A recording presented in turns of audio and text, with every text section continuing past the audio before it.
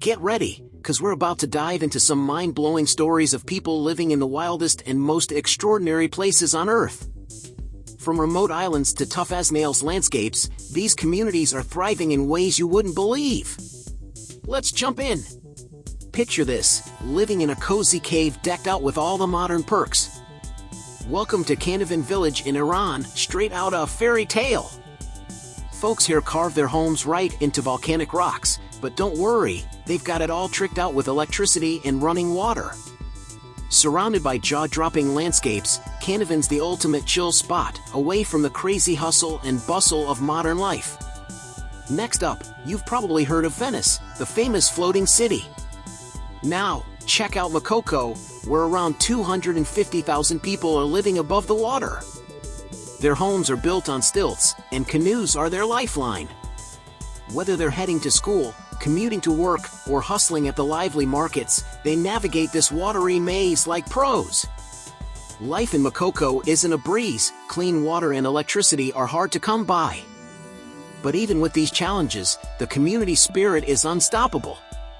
They've turned tough times into innovation, making Makoko a vibrant and inspiring place to call home. Contrastingly, the tunnels of Bucharest are a hidden world right under the busy streets of Romania's capital. Originally built during the communist era for the city's heating system, these tunnels turned into a refuge after communism fell. The tunnels are hot, cramped, and filled with makeshift beds. Health issues are everywhere and life down here is rough. Meanwhile, ever heard about a place where the usual laws and rules just don't apply? Welcome to Slab City, where about 250,000 free spirits live off the grid. The city earned its name from the concrete slabs left behind when the U.S. Marine Corps packed up, dismantling a World War II training base. No electricity, no running water, no sewage, just solar panels, water tanks, and a whole lot of DIY spirit. There's no formal law, just a chill code of minding your own business and letting others do their thing. And the next place is a total contrast. Longyearbyen in Norway is wild when it comes to life's ultimate rulebook. It's the world's northernmost settlement with a population over 1,000, and what started as a humble coal mining town is now a settlement brimming with some of the most ingenious minds on the planet. Living here means dealing with some serious cold, like temps can drop below minus 20 degrees Celsius in winter. And oh, polar bears? Totally a thing here, so carrying a gun is a must.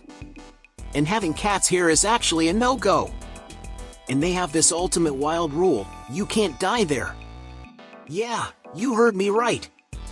The ground's frozen solid year-round, so bodies just don't decompose. If you kick the bucket up there, they gotta ship you back to mainland Norway for burial.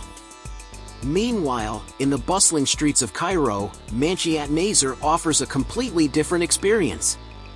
Known as Garbage City, this place is home to the Zabbaleen, Cairo's trash heroes who recycle a whopping 90% of the city's waste. Life here ain't a walk in the park. Streets are jammed with garbage piles, and they're short on basic stuff like running water and electricity. But the Zabbaleens have made this their way of life.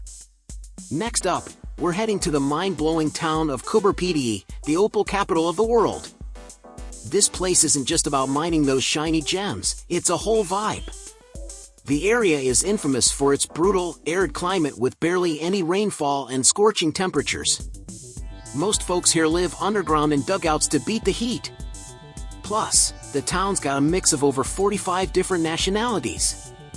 Next up, imagine a city so packed, sunlight barely reached the ground, hence the name City of Darkness. Back in the day, Kowloon Walled City started as an Imperial Chinese military fort. But after World War II, it saw a massive influx of refugees, turning it into a home for around 35,000 people squeezed into just 2.6 hectares. That's right, crazy dense. With no real government control, this place was wild. In the early 90s, the government decided it was time to tear down Kowloon Walled City. By 1994, it was gone.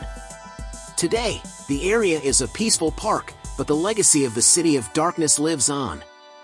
As we wrap up our journey through some of the most unusual places on Earth, be sure to like, share, and subscribe for more incredible stories from around the globe.